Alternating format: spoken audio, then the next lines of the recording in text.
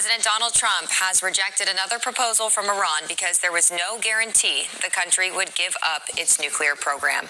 And things are heating up in and around the Strait of Hormuz. In the past 48 hours, an Indian-flagged ship was sunk off the coast of Oman. Another vessel was seized off the UAE coast and taken to Iran. And the U.S. Navy remains on high alert as tensions continue to escalate. It comes as Iran is grappling with overflowing oil supply as the U.S. tightens its blockade. There's no activity there. They're having to ration electricity. And we're even seeing these weird oil slicks in the Gulf as if they're dumping oil. Meanwhile, officials in the UAE have announced they're building a second oil pipeline to bypass the Strait of Hormuz. After 2.5 months of war with Iran and the closure of the Strait of Hormuz, oil prices and tight supplies are about to get even worse. Fox 26 business reporter Tom Ziska says energy experts believe global inventories that have helped cushion the pain are close to critical levels. Tom.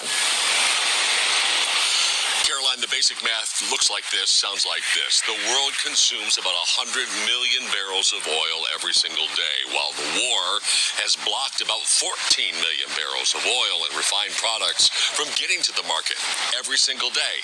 The difference between those two has been made up in excess inventory in the form of strategic oil reserves and private storage in tanks and ships that are now being emptied bit by bit. Domestically, we've got about 216 million barrels of gasoline available to us. That seems like a lot, but 190 million barrels is considered critical. After Hurricane Ike back in 2008 here in the southeast and the Gulf area, storm damage pushed us below 180 million barrels. It caused widespread shortages. Now, since the start of the war, our gasoline inventories have been reduced by 16%, diesel fuel down by 18%.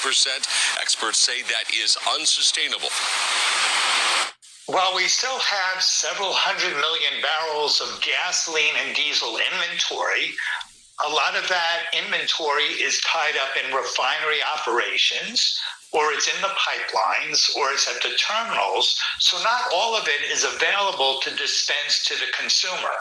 As inventories continue to decline and we reach minimum operating levels, I expect you're going to first see oil prices rise to encourage demand destruction.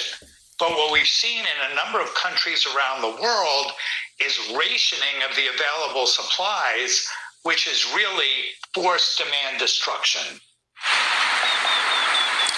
So some countries, primarily in Asia, are already rationing fuel or they're restricting travel. Australia has a plan to ration. They have not yet pulled the trigger on that. And those here who remember the 1970s oil embargo, when there was rationing, odd days, even days, and long lines of people waiting their turn to fill up whatever they were available to. Andy Lippow there projects without resolution or our oil, gas, diesel supplies will reach critical levels by the end of next month.